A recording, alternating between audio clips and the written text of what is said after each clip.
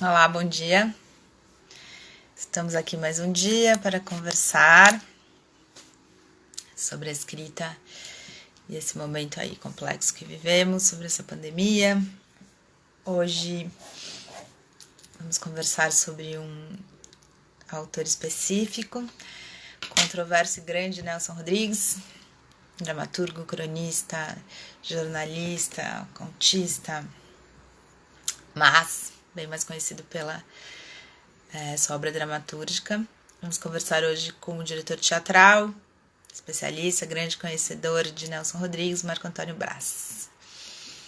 Estamos esperando ele entrar por aqui.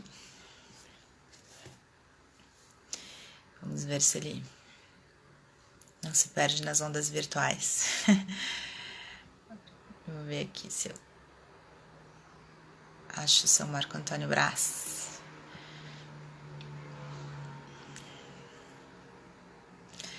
Enquanto a gente espera, falar um pouco, né, desse grande autor que o Brás conhece como ninguém e que é controverso, né, por conta da sua trajetória, do seu... Eu acho que nesse momento é bem bacana a gente falar sobre o Nelson, né, até pela controvérsia que marca a sua obra. E também... Ah lá, o Brás chegou. Ele pode falar disso melhor do que eu. Bem melhor, na verdade. Vamos ver aqui.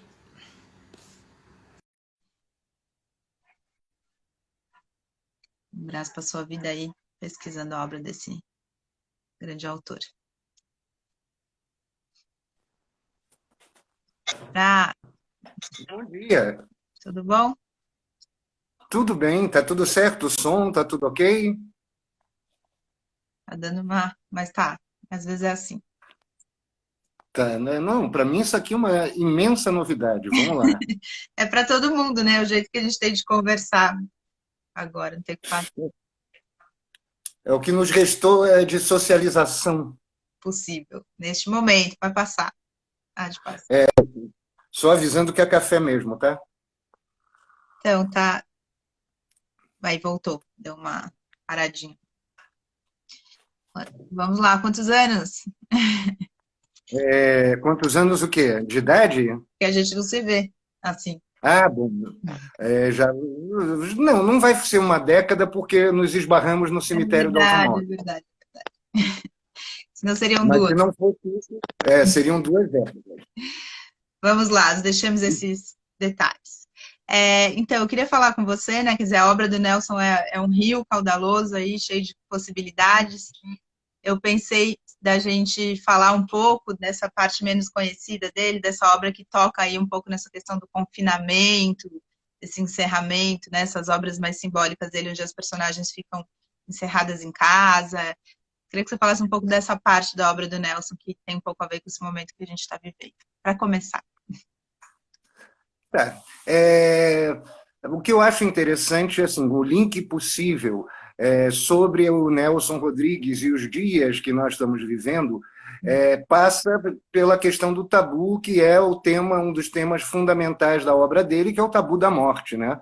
E essa reclusão quase sempre, até pelo fato dele ter sido tuberculoso, ter sido obrigado a se retirar, vamos dizer, para o tratamento e ter visto e ter convivido naquele momento da tuberculose no sanatorinho em Campos do Jordão, com pessoas que conviviam diretamente com a morte, né? O tuberculoso era um condenado à morte, as pessoas estavam ali à espera de morrer, né? Embora isso não tenha acontecido com ele, assim como também não Sim. aconteceu com Manuel Bandeira. Mas essa reflexão do ser humano sozinho diante do infinito, da morte, né, do grande mistério, eu acho que marca muito a obra do Nelson, tanto no teatro quanto nos seus escritos, principalmente quando ele vai escrever as memórias e as reflexões. A gente tem muito claro nessas confissões, né, onde ele confessa o inconfessável, essa relação do medo e do impacto que a morte tem sobre nós que aqui permanecemos. Né? Uhum. E aí, bom, você está falando de tabu, né? Eu pensei, quando eu falei disso, do encerramento, eu pensei daquelas peças chamadas de simbólicas, né? Sei lá, Doroteia e tal, que elas ficam em casa, que não saem, né? Tem um pouco isso ali, né? Essas peças enfim, o grande público conhece mais as peças que foram também levadas para a TV, a É, questão mais do sexo, essa coisa mais o assim, grande né? público conhece, na verdade, o que chamamos de tragédias cariocas. As tragédias míticas, inclusive pela dificuldade de produção, elas acabam não tendo o mesmo apelo. E também pelo fato de elas serem profundamente incômodas e controversas, né? Doroteia, por mais que tenha uma amenização pelo aspecto humorístico, né, da situação, mas, por exemplo, Anjo Negro é uma peça pestilenta, uma peça que não convém nem encostar no livro para você não se machucar. É talvez hoje uma peça autocensurada, né? Porque assim exige muita coragem de quem resolver encená-la, pois assim, fora o pessimismo, ele coloca o dedo de forma profunda numa ferida que é a questão racial brasileira, né? Que talvez seja o maior problema, enfim, nossa maior mazela, e está ali no Nelson, né? Engraçado, né? O Nelson como reacionário, como uma figura conservadora, de alguma maneira, como polemista, ele sempre trouxe à tona questões que eram muito importantes e que assim, os outros intelectuais e os outros artistas acabavam não dando o devido valor. O Brasil, acho que se você se mexer muito, ele fica travando. Acho que é melhor, apesar da gente ter essa Tá, tendência, melhor ok, você não se mexer. vou tentar, Você vai para lá, vem para vou cá, ele vai tentar, dar uma travadinha. vou tentar ser um anti-ariano e não ficar adernando. Isso. Quando você fala da questão do tabu, né, e da questão do Nelson ser um polemista e tal, queria que você falasse um pouco mais disso, né? Ele mexe nos tabus, ele fala das coisas das quais não se fala, e daí ele é colocado como sendo, então, por exemplo, sei lá, um cara que é machista ou racista, ou não sei o que, quase fosse o anti daquilo que ele está falando, né? Queria que você falasse um pouco disso, como é que mexer nesses tabus, como é que é isso para o Nelson, como ele faz isso nas peças, né? Como que está ali colocado essas questões aí, das quais você fala. Eu acho, eu acho que tem uma coisa que o Nelson afirma nas suas confissões, em que, assim, no teatro dele ele não escamoteia, ele não filtra, ele não se autocensura. Então, ele abre espaço, inclusive, para que gente do ser social, do intelectual Nelson Rodrigues, inclusive com uma tendência ao deboche, à polêmica humorística, né? Então, o Nelson, nesse ponto, é muito interessante você perceber que realmente no teatro não existe um único vestígio no teatro que possa nos lembrar que esse autor era um autor que se afirmava reacionário, que era um conservador, a ponto de ser contra a tradução da missa para o português. Ele considerava, ele achava que o ritual em latim mantinha o seu mistério e que, na verdade, isso era uma concessão. Com isso, ele fez profecias, né? Ele afirmava que, a partir do momento que as pessoas aceitaram a missa em português, chegaria o tempo onde o padre entraria virando cambalhotas, fazendo malabares, e o coroinha também entraria saltando e plantando bananeiras. De alguma maneira, a gente vê que isso ocorreu, né? Todo o movimento carismático, a tendência de pegar mais público, né, foi exatamente nesse sentido. Ao mesmo tempo, esse personagem, Nelson Rodrigues, ele mesmo, conservador, reaça, ele se expõe nas suas obras e, de alguma maneira, ele permite a crítica a esse ser. Né? Se você pegar o Toda Nudez Será Castigada, o Herculano é o exemplo típico, né, do conservador, da tradicional família e da TFP, né, e que quer permanecer um viúvo virgem, uma vez que ele casou para a eternidade, e que não pode se aproximar do desejo, não pode se aproximar do pecado da carne. E quando ele se vê colocado nesse conflito, ele não sabe o que fazer. Né? Ele acaba sendo a maior demonstração do que é um hipócrita. E o Nelson, nesse ponto, foi muito sagaz. Eu acho que o seu teatro deixa muito claro para a gente um fenômeno que nós estamos vendo claramente no Brasil de hoje, que é o brasileiro hipócrita, como se a base fundamental da cultura brasileira fosse a hipocrisia. Aquilo que nós falamos, aquilo que nós representamos... Fica fazendo assim, ó, e fica travando. Para quieto aí, fala. É o meu autismo. Estava falando dele. Então, é muito interessante.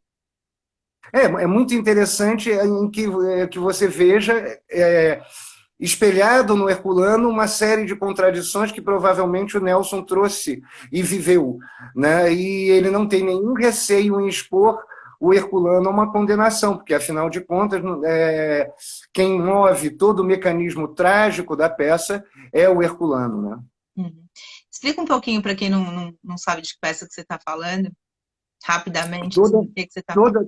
Toda nudez será castigada, uma das peças mais atuais, parece que foi escrita ontem para os dias de hoje. Tanto que, antigamente, ainda na época da faculdade, quando lemos a peça pela primeira vez, nós colocamos toda nudez será castigada, ou o 11º mandamento. O curioso é depois encontrar na Bíblia, né, você tem o trecho onde fala que o filho, né, não pode deitar com a mãe porque de alguma maneira estará deitando com o próprio pai. E o cerne da peça se encontra nisso, né? Então, é um dos sucessos, né, mais cinematográficos mais importantes, né? O Nelson sempre teve muitas adaptações, mas muito poucas realmente atingiram seu alvo, né? E o Toda a Nudez do Jabor é uma dessas. Vale muito a pena, quem não conhece, aproveitar esse período e poder ir assistir. Uhum. Você estava falando dos tabus, né? Falando principalmente do tabu da morte, né? E o Nelson mexe em todos, né? E outro dia eu li uma coisa interessante, que antigamente o tabu era o sexo, né? E a morte era na sala de casa. Punha o caixão, se velava em casa, né? E que hoje se trocou, né? Hoje ninguém fala, por exemplo, para as crianças sobre morte, né? A vovó virou uma estrelinha, não sei o quê, e o sexo é só tocar, abrir qualquer coisa que tá lá, né? Queria que você falasse um pouco isso, como é que esse tabu aí da morte é tocado nas obras do Nelson, e esses todos outros, né? Que ele mexe em todos, né? Olha, eu entendo isso, na verdade, da seguinte maneira: a grande massa, a grande maioria da população brasileira continua sendo regido por códigos morais dos anos 40, 50. Na verdade, quando nós falamos dessa aproximação com a sexualidade, nós estamos falando de uma minoria, Jardins, Ipanema, Leblon, porque a cultura, por exemplo, da virgindade, ela existe. Assim, se você chegar numa cidade do interior, você verá que, apesar daqueles jovens homens quererem sair com todas as jovens mulheres, eles prezam pela virgindade acima de tudo. Então, acho que o que nós estamos vivendo é um momento onde nós temos a obrigação de enxergar que esses valores que nós julgávamos terem sido compreendidos, psicanalizados, na verdade não foram, ficaram o tempo todo aqui por debaixo do tapete e agora vieram à tona. Por isso, talvez, a grande atualidade do Nelson, porque ele fala de um moral do brasileiro que permanece. Travou de novo aí. Você falou a grande atualidade do Nelson e daí parou. Então retoma. Justamente em trazer essa moral vigente dos anos 40, 50, ela ainda é vigente, na verdade, para a grande maioria do povo brasileiro. É só a gente ver os discursos principalmente os discursos de aspecto moral vindos de políticos e evangélicos, que nós percebemos que isso tem um grande interesse, porque isso afeta a população. A população, de fato, acredita nesses valores como sendo algo importante para comprar sua entrada para o céu. Né? A virgindade, o casamento eterno,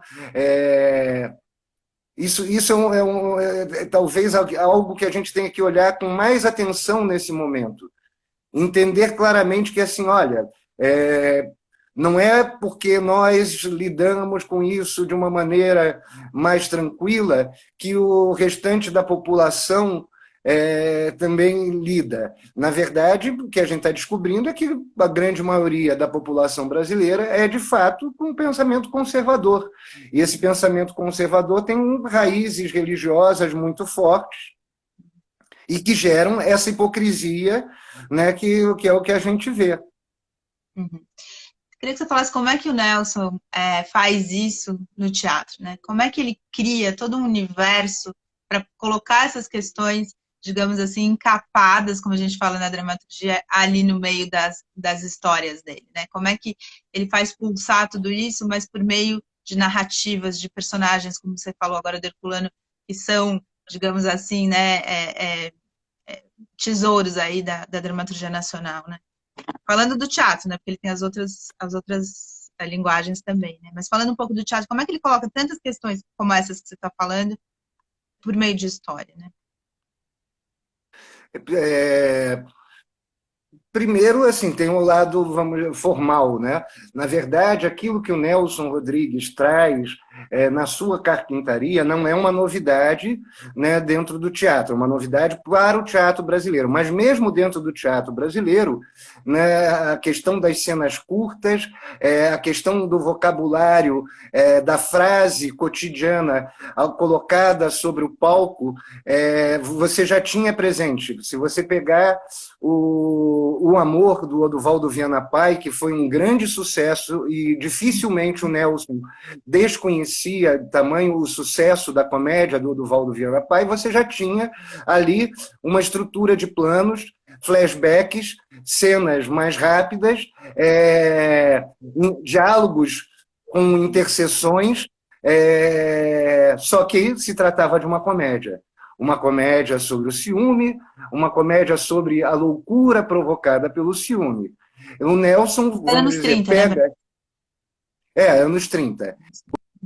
Pega esses instrumentos, instrumentos de... um pouco aí. Opa, agora... Só o Wagner perguntou se o Beijo no Asfalto é Nelson. É Nelson.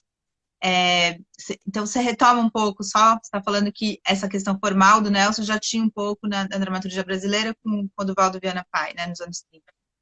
O amor. Exatamente.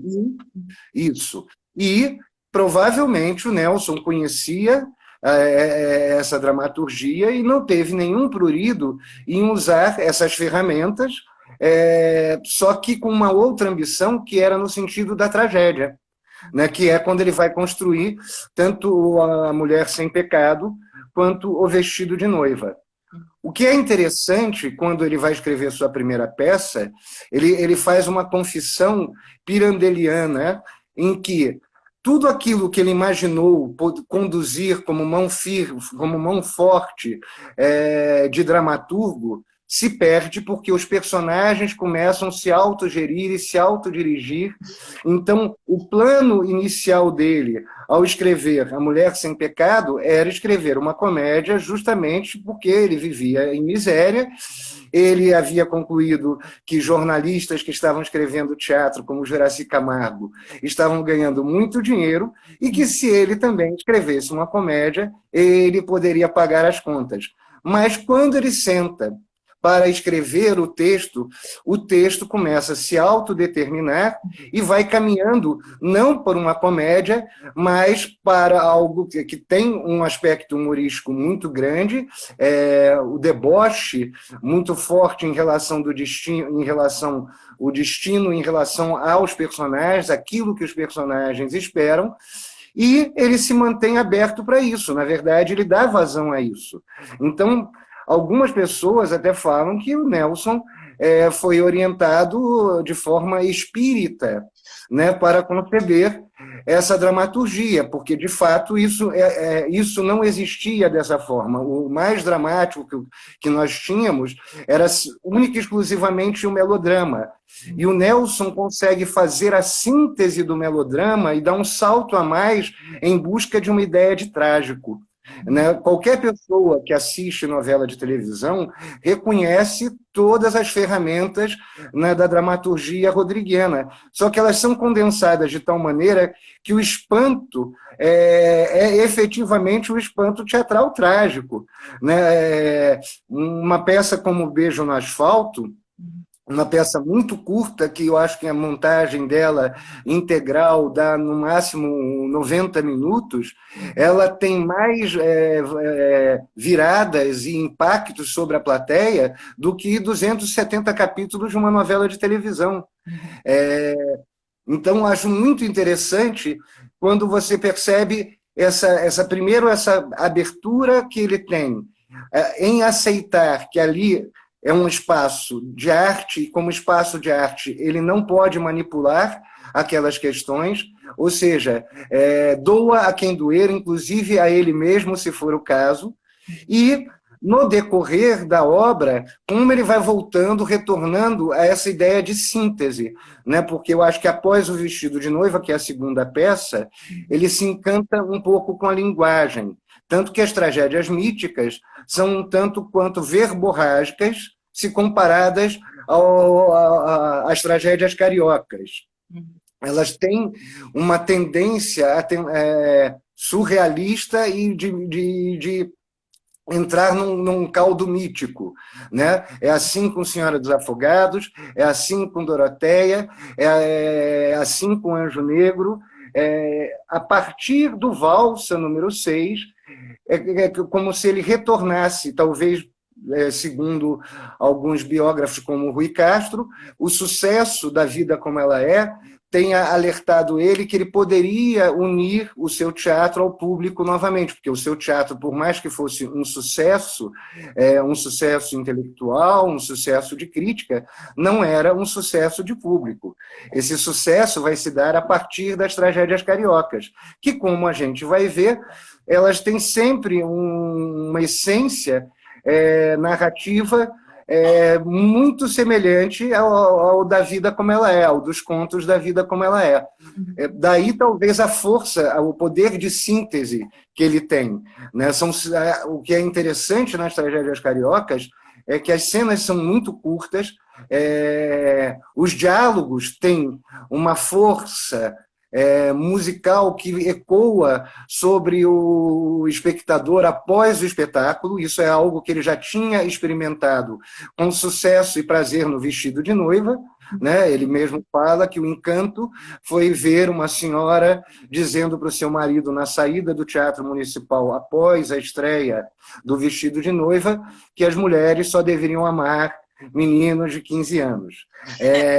Esse apego ao frasismo e a frase forte que ecoa como uma melodia popular que o espectador não esquece após a apresentação, isso é uma das forças do Nelson. Uhum. Quando você está falando do Vestido de Noiva, né? O Vestido de Noiva, qualquer livro que você pegar sobre a história do teatro brasileiro vai dizer que a montagem inaugura o novo teatro moderno, o teatro moderno brasileiro, né? Assim, que é uma grande montagem e é um marco na história do teatro nacional. O que tem aí no Nelson, né? Que quando pula do papel para o palco, né? Quando ele é bem montado, como você faz também, o que acontece? O que aconteceu ali no Vestido de Noiva que trouxe essa novidade tão grande, esse impacto na história do teatro, né? Não tem nenhum livro que não fale do teatro moderno brasileiro, que não fale da montagem do Vestido de Noiva, né? O que aconteceu ali no casamento, no palco? Que novidade foi? Eu acho que a grande novidade chama-se Ziembinski. Né? O Ziembinski já apesar de jovem, era um diretor europeu, polonês, formado com toda a cultura da tradição teatral e que já brincava com as tendências do teatro contemporâneo, principalmente o teatro expressionista, ou seja, era um homem de teatro de mão cheia e trouxe com ele não só o aspecto da encenação, a distribuição da cena no palco, mas fundamentalmente a iluminação. Existe algo em torno da iluminação do vestido de noiva que é absolutamente heróico. Assim, ele não tinha uma cabine de luz que ele pudesse olhar o palco. A mesa de luz era a mesa de luz de água e sal, onde você tinha que girar manivelas para conseguir fazer as variações. Como assim de água e sal? Uma mesa de luz? Na verdade, você tinha a resistência elétrica, se dava por uma piscininha de água e sal, onde você girava uma manivela, conforme aquilo fosse descendo, você podia ampliar a luminosidade e reduzir a luminosidade. Você tinha 4 mesas de 6, ou seja, eram 24 canais para ele conseguir multiplicar, ele tinha que ficar recolocando,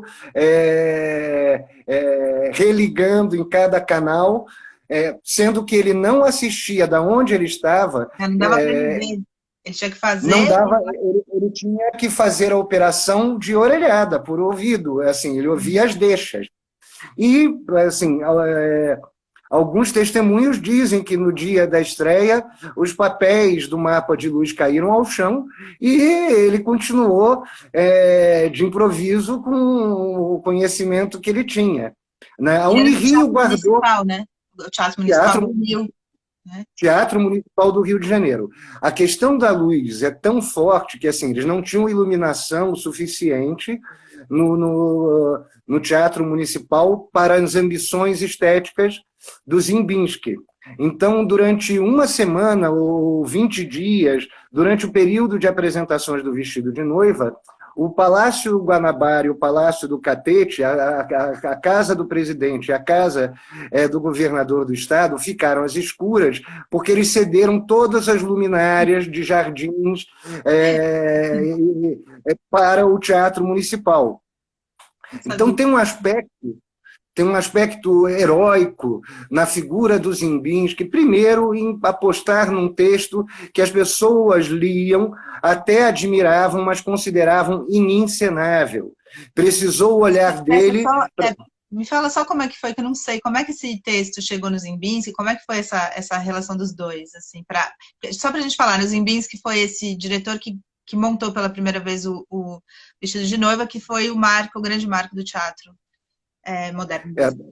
Eu vou tentar resumir, porque é muito bacana. Você tem 2 biografias, uma do Ian Michalski, uma outra biografia, agora vou ser injusto em não me lembrar do nome da autora, sobre o Ziembinski. Mas, na verdade, o Ziembinski era mais um europeu foragido. A intenção dele era ir, se eu não me engano, para Buenos Aires, onde, na verdade, você tinha uma profusão de montagens de óperas, então a intenção deles era essa. O navio parou em Pernambuco e ele soube que no Rio de Janeiro estavam precisando de diretores de espetáculos para os cassinos. E ele aceita e vai. Só que quando ele chega, os cassinos são proibidos.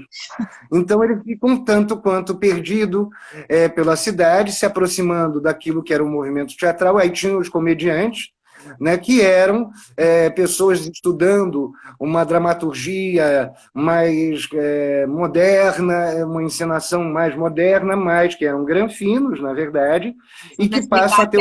Só para explicar que é o grupo Os Comediantes, né? Isso. Era o grupo da Fernanda Montenegro? Não. Não. Desculpa, estou já confusa. Quem que eram os comediantes, né? Então, eu estou tentando lembrar. O Adão, a Eva e outros membros da família foi escrito por um dos diretores, um dos organizadores, um dos principais membros dos comediantes. É que o consumo indiscriminado de drogas na juventude me fez esquecer o nome nesse momento, mas já ele volta. Mundial, Brás. Mas até porque é assim mesmo, daqui a pouco o link retorna. E o texto tinha sido apresentado e vendido pelo Nelson ao que seria o Ministério da Cultura da época, né? Mas que eles não tinham interesse em montar, na verdade. Eles só deram uma grana para ele para poder ajudá-lo, né? O jornalista, inclusive, por influência dele ser quem é, filho de quem era, irmão do Mário Filho, e apresentam o texto para os comediantes, acabam apresentando o texto para o Ziembinski, que é o primeiro diretor que fala para eles, não, isso aqui não só é encenável, como isso tem um nome que é o expressionismo. Então, ele se utiliza de todas as suas ferramentas expressionistas, né, para dar luz ao texto do Nelson. Aí tem uma série de lendas que depois você vai descobrindo que são mentiras, né, porque o sucesso é imperdoável no Brasil. O fato da peça ter sido um gigantesco sucesso de crítica e ter sido já de cara colocado como a peça que está inaugurando, abrindo as portas do teatro para a modernidade, ou seja, o teatro brasileiro com 20 anos, 20 e poucos anos de atraso, chegou à Semana de Arte Moderna. Era essa a ideia. Então, isso foi imperdoável, tanto que disseram que o Ziembinski reescreveu o texto, que o Ziembinski teria auxiliado Nelson, né, mas sabe-se que, na verdade, isso foi uma lenda, que o texto original datilografado pela dona Elza, que era secretária e depois esposa do Nelson, já tinha todos aqueles elementos e todas aquelas cenas do vestido de noiva. Uhum. E aí, então, a grande questão, né, dessa mudança, desse impacto todo, você está falando que se deve ao Ziembinski. Óbvio, né, a montagem, mas o que tem aí nesse texto do Nelson que trouxe essa novidade? Porque é uma coisa junto com a outra, né? É o texto junto com a montagem. Claro que... E aí, acho que você podia falar, como diretor, assim, dos textos do Nelson também, o que o diretor coloca aí, né? O que o diretor faz? Como é que esse texto brilha no palco? O que vocês fazem? Como é que é essa tradução para o palco, juntando as duas questões? Eu sinto sempre assim, o diretor, né, um colaborador, quando ele escolhe um texto é porque ele encontra vazão através desse texto para questões, né, que ele traz e que ele quer ver, né, sobre o palco, geralmente questões não resolvidas, né? É como se você, ao projetar sobre o palco, pudesse, de alguma maneira, observar os seus conflitos internos, né, com um certo distanciamento, mas necessariamente não é isso, né? Nós sabemos que as pessoas se aproximam por diversos motivos, inclusive, no caso do Nelson, muitas aproximações se deram única e exclusivamente pela vaidade, né? A partir do momento que Ziembinski monta o vestido de noiva, é quase como se decretasse um campeonato mundial de encenação brasileira, né, de textos de Nelson Rodrigues. Tanto que, raras vezes, eu assisti montagens de vestido de noiva que partiam do próprio texto, né, como força de representação para o espectador. Muitas montagens eram única e exclusivamente baseadas na vaidade do diretor e mostrar olha como eu sou tão genial quanto o Ziembinski e olha o que eu vou fazer com esse texto genial. E aí ninguém entende mais nada, né, apesar de algumas serem muito fortes. Algumas montagens acabarem sendo muito fortes esteticamente. No meu caso, eu tento sempre procurar aquele texto, né, assim, nesse momento, nós estávamos conversando, eu, Patrícia Gordo, Silvio Restife, em retomar os trabalhos do antigo Círculo de Comediantes, juntando jovens, né, passando um pouco do conhecimento que nós tivemos práticos, dos exercícios para dizer e falar Nelson Rodrigues, né, porque algumas peças, principalmente como Toda Nudez Será Castigada, estavam gritando para serem montadas. Eu digo simplesmente assim, se no Teatro de São Paulo, por exemplo, que nós temos a lei de fomento do Teatro de São Paulo, se o fomento tivesse sido dado alguma vez, lá ali no começo dos 2000, para o Círculo de Comediantes montar seus Nelson Rodrigues, hoje Bolsonaro não seria presidente da República. Porque o Nelson é a maior vacina que nós temos para esse veneno que nos cerca. Mas as pessoas preferiram tratar Nelson Rodrigues como um autor já consagrado, onde bastava a leitura de seus textos para que as pessoas tivessem uma grande compreensão da obra, o que não é verdade. Eu esbarro em alunos e mais alunos que leem e não conseguem perceber a grandeza ou as diversas camadas que existem por trás de cada texto, até porque é complicado. Deu uma travada aí, falou isso. Ó, você falou isso, deu uma caída aí. Volta nisso, falou que os alunos não conseguem ver as camadas.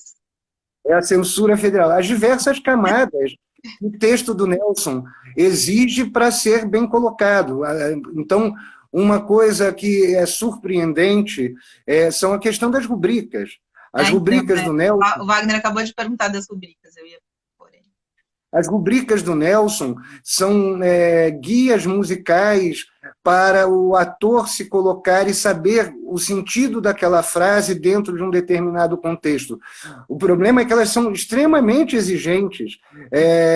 Quando você pega uma partitura daquelas, grita, chora, você percebe que o ator vai deixar um naco de vida sobre o palco, né? Que ele precisa ter uma técnica profundamente desenvolvida para que ele consiga tocar essa partitura sem morrer afogado antes do final, né, da música.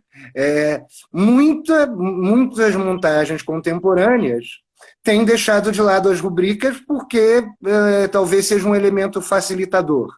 Mas quando você realmente consegue enxergar, ler as rubricas, como o Nelson pede, você percebe a grandeza e essas camadas diferentes que existem por trás de uma frase. A Fátima Saad, grande professora, uma das grandes especialistas também em Nelson Rodrigues, dentre outras coisas, ela denominou as rubricas rodriguianas de farrapos dostoiévskianos. E é lindíssimo, porque é exatamente isso, né? Elas acabam contando sobre aquilo que está se passando emocionalmente, internamente, dentro dos personagens. E aí uma frase aparentemente banal se torna um verdadeiro monólogo. Apesar dele sintetizar, né, as cenas serem curtas, as frases serem ainda mais curtas, mas cada frase acaba equivalendo a um monólogo, se a gente entende efetivamente essas rubricas. Queria que você explicasse um pouquinho, rapidamente, o que é uma rubrica, para quem não é do teatro, né? E como é que são, qual é a especificidade aí da rubrica do Nelson, né? Porque tem até um curso que eu vi outra vez, acho que era o Nelson Pasquipilli, alguém assim, dando, que um curso só sobre as rubricas do Nelson, né? O que tem nessas rubricas? Primeiro, porque as rubricas são encantadoras como escritas, né? O Nelson não perde o aspecto poético, dramático ao descrever a rubrica. Ele não faz uma rubrica simplesmente técnica. Invariavelmente, você tem dois tipos de rubrica. A que localiza a ação dentro de um espaço, né? Então, aquela que se refere sobre um ambiente, uma casa sem telhados, onde há uma noite eterna, né? No caso do Anjo Negro. E as rubricas, que são esses farrapos dostoiévskianos, que indicam a condução emocional, né, e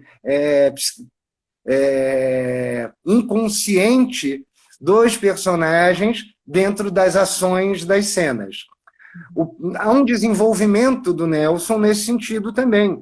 Na medida em que ele vai escrevendo mais para teatro, ele vai abrindo mão dessas rubricas de proposição de cenário, né, de localização do ambiente, da ação, e ficando exclusivamente com as rubricas farrapos dostoiévskianos, até porque eu acho que ele compreende a liberdade do encenador, né, diante disso.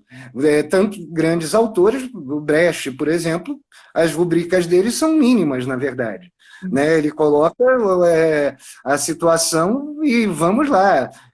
Raras vezes há um comentário entre as falas, entre os diálogos, né, para ele explicar o que está sucedendo.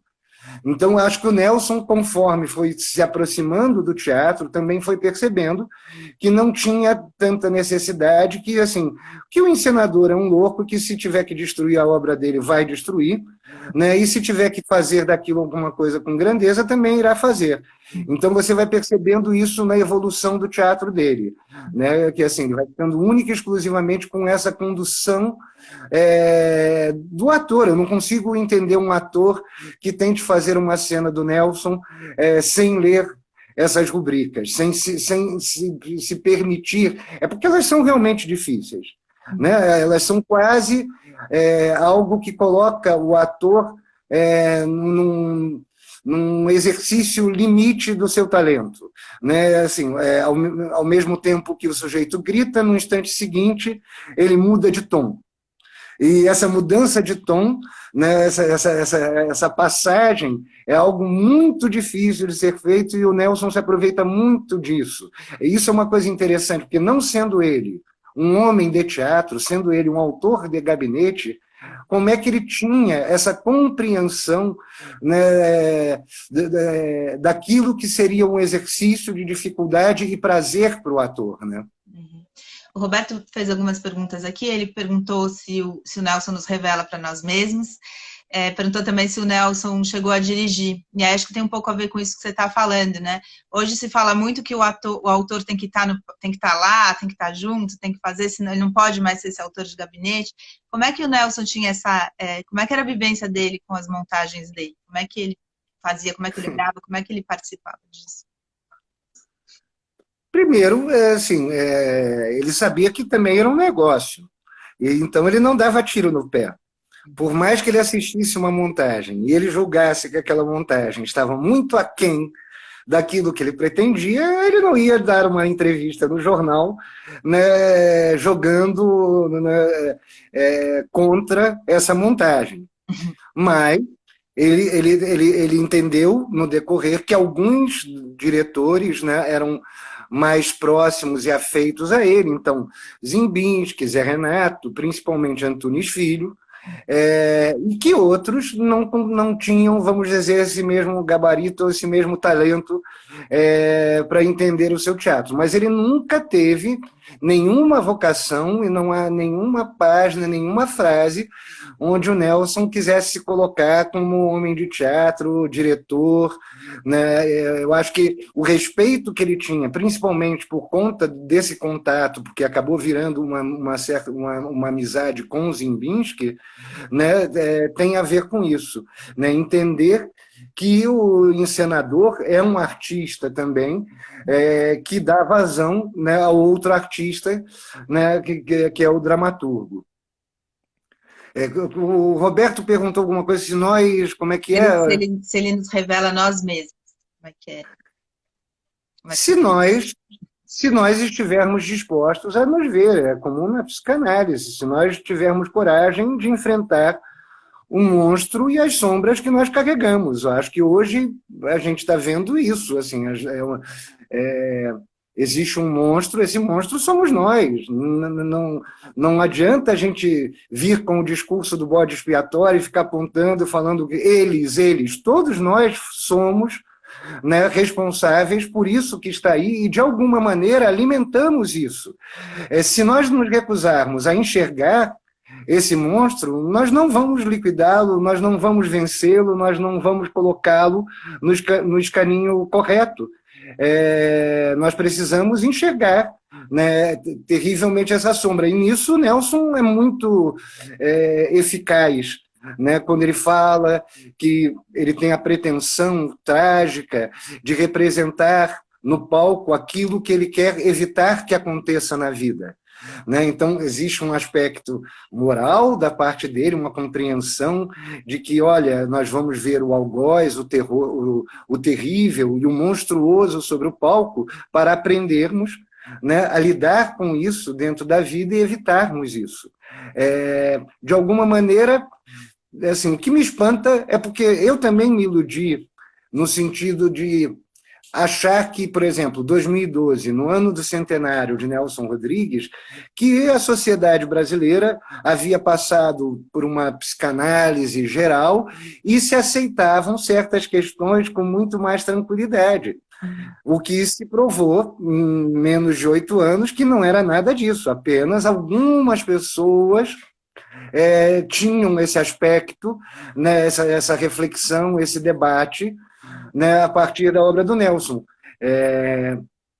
Aquilo que a gente pode ver como uma provocação humorística e até debater numa frase contundente e simplesmente polemista do Nelson, toda mulher gosta de apanhar, hoje ganha uma conotação extremamente perigosa, principalmente na mão de pessoas que tentam ler essas coisas de forma absolutamente literal. Esse é uma das questões que a gente está vivendo. Polêmicas dá uma travada aqui, tem algum tipo de censura aqui. São os espíritos rodriguianos. Explica um pouco melhor aí, que ficou meio truncado, literalmente, quando você falou disso. Quando você falou da frase do Nelson, que eu não vou repetir.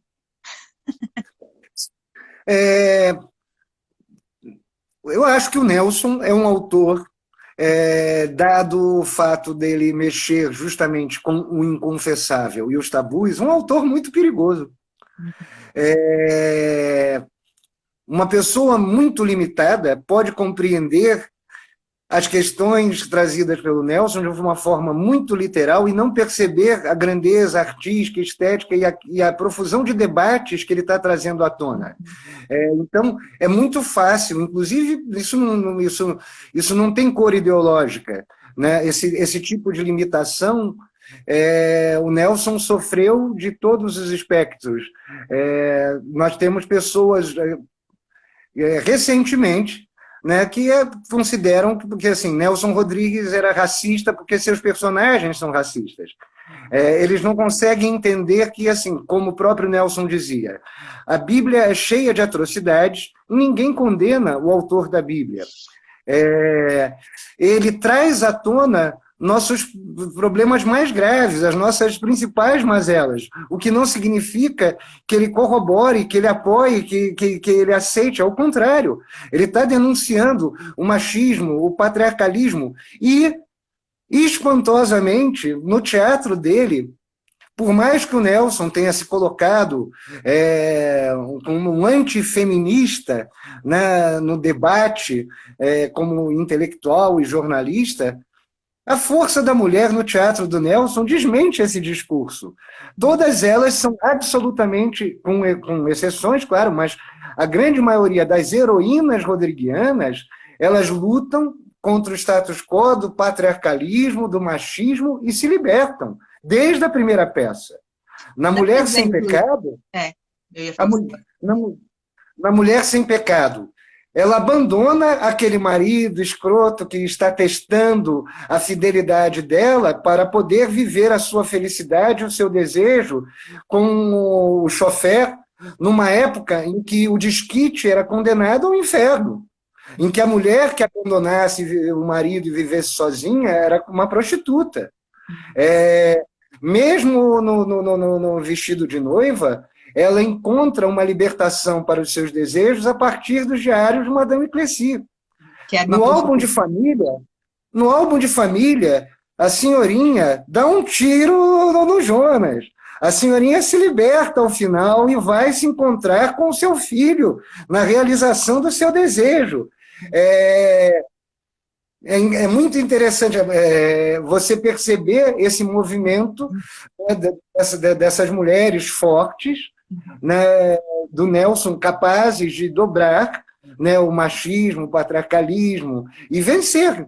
A Ritinha, que é quase uma santa, né, do Bonitinha Mais Ordinária, que se sacrifica para conseguir sustentar as irmãs e a mãe que enlouqueceu, ela consegue dobrar o Edgar nos seus valores morais pequenos, machistas e autoritários. Então, é muito interessante como assim as pessoas que numa leitura superficial podem falar, o Nelson era machista. Ele como pessoa era machista, né? Como provavelmente eu sou machista, meu pai era machista e assim nós vamos ter que lutar muito contra isso para conseguir superar essa questão. Mas a obra dele não. Isso é muito interessante, isso é muito rico, e eu acho que é isso que atrai, né, muito nas atrizes. Né? As atrizes, quando leem Nelson Rodrigues, elas percebem, né, esse potencial por trás das personagens. Então, você acha que, na verdade, tem uma confusão, e a gente está nessa época, né? Que se essa confusão entre o autor e a sua obra, né? Então, como é que você vê essa diferenciação aí? Como é que a gente consegue, quer dizer, olhando para o texto, deixando o que a gente sabe do autor de um lado, dá para fazer isso? Como é que você fala? O que você poderia falar para as pessoas dentro dessa polêmica que se instaurou, né? Se o cara faz uma coisa ruim, ou sei lá, você não pode mais gostar da obra dele, né? É cancelada a obra. Como é que faz para ter essa distinção? Olha para a obra? Conta para gente aí. Eu acho que o tempo, nesse sentido, né, ele garante, porque, assim, no caso do Nelson, é impressionante, ele morreu em 1980, como ele continua incomodando, né, como se estivesse vivo por uma série de frases, uma série de questões. Ou seja, as questões levantadas não foram resolvidas, é só isso que fica claro. Né? Precisará de mais 150 anos, 200 anos, para a gente poder olhar e falar, meu Deus, vamos olhar formalmente, né, tecnicamente, a poesia desse cara, a criação desse sujeito. Quanto a esse maniqueísmo, esse moralismo, isso é uma bobagem, né? Isso é uma tolice que acaba levando, muitas vezes, os jovens a se perderem no estudo. Então, uma vez um garoto me perguntou como é que ele faria, porque ele teria que defender um determinado monólogo com o qual ele não concordava. E eu achei aquilo estranhíssimo, porque assim, a grandeza de interpretar é justamente essa. Assim, as pessoas querem viver nos algozes. Né? O ator é aquele sujeito que dá a mão ao espectador e o conduz à beira do vulcão, à beira do abismo. E o ator mergulha nesse abismo para trazer algo para essa pessoa. Não cabe a ele esse pré-julgamento anterior. Esse julgamento fica por parte do público. Mas quando as pessoas confundem essa questão, que é um maniqueísmo, uma coisa muito... e quanto mais tolo, quanto mais isso estiver ligado às paixões políticas, mais medíocre é. Né? Como o próprio Nelson dizia, né? Assim, as pessoas se escondem por trás de bandeiras com medo delas serem elas mesmas, então elas acham que se elas se esconderem por trás de uma bandeira da esquerda ou de uma bandeira da direita, quando na verdade na prática cotidiana delas desmente tudo o que elas carregam na bandeira. Então, a verdade é que pensar dói. Né? E o teatro do Nelson incomoda muito nesse sentido. A gente acaba rindo e de um reconhecimento de perceber que essas coisas existem. Só que, né, que fingimos para nós mesmos que todas essas questões estavam resolvidas e que, na verdade, o grande debate seria o preço do pão. Aí nós vemos o que nós estamos vendo. Né, famílias, pessoas brigando, o reacionarismo pulando nas mesas de almoço e de jantares familiares, e aí você fala, tá vendo? Olha, o monstro estava aí o tempo todo. Né, pestilento, arrogante, é terrível. Né, tem muito mais a ver com o Werneck, do Bonitinha Mais Ordinária, a pessoa que está acima, inclusive, de Deus, porque para ele Deus não existe, né? Então, para ele, Deus não se mete. Bom, a hora passa rápida aqui, né? Já estamos chegando, encaminhando para os minutos finais. O Roberto está falando, o Nelson se estranhou na cultura brasileira de tal forma que acaba sendo interpretado errado, né? Um pouco isso que o Brás está falando também. Eu queria que você, para terminar, você pode comentar isso um pouco que ele está dizendo e também dissesse para a gente por que o Nelson, ainda nesse momento, é tão importante, é tão atual. Você falou que a peça poderia ter sido escrita agora, né? O que ele carrega de tão, assim, essa atemporalidade? Ele é tão temporal que ele é atemporal, né? E por que ele é Nelson nesse momento? E vamos lá. Cara, eu vivi, né, nesse ponto, assim, não sei mais quanto tempo, porque nós temos agora um inimigo visível e real, né, o que nos coloca com medo, né, de chegar até a esquina, mas eu posso dizer que eu vivi para ver algumas voltas, principalmente em relação à obra do Nelson. Então, eu vivi, por exemplo, para ver uma esquerda se utilizar de Nelson Rodrigues, de frases de Nelson, né, inclusive publicando Nelson Rodrigues, né, e, ao mesmo tempo, o outro lado, né, sendo que tenho absoluta certeza que a iconoclastia rodriguiana, eu acho que é isso que torna ele extremamente atual. Ele não aceitaria simplesmente ser colocado de um lado ou do outro, né? Eu acho que o prazer que ele tinha na provocação, no incômodo, daí todas essas generalizações que ele faz, é óbvio que, como ser humano, ele sabe muito bem que quando ele fala todos ou todas, né, ele está colocando um monte de exceções dentro do mesmo saco. Mas a intenção é, antes de tudo, fazer com que as pessoas reflitam, até porque a frase, se tem algum impacto, é porque ela encontra algum eco dentro da realidade. Infelizmente, mas aí não é uma coisa só do Nelson, eu acho que o Plínio também tem isso, que é assim, a realidade vai mostrando a eternidade dessas obras, né? Como as questões abordadas por ambos não foram sequer resolvidas superficialmente, e ainda mais profundamente, e, portanto, elas parecem escritas ontem para os dias de hoje. Você pega um abajur lilás do Plínio e é extremamente incômodo, porque todas aquelas questões estão presentes aqui e agora na nossa cara. A mesma coisa, várias das peças do Nelson, se não todas, né? E textos que foram considerados, dentro de algum momento, alienados, né, da realidade que nós vivíamos, como se o Nelson escrevesse sobre sexo. Né? O Nelson pagou, por conta dele se aproximar desses tabus, ele pagou o preço dos estigmas. Né? E o principal estigma era o tarado, né? Um sujeito mórbido e tarado. Né? E aí você olha e fala, meu Deus do céu, eu não sei quem é mais mórbido ou tarado, se a Damares, entendeu?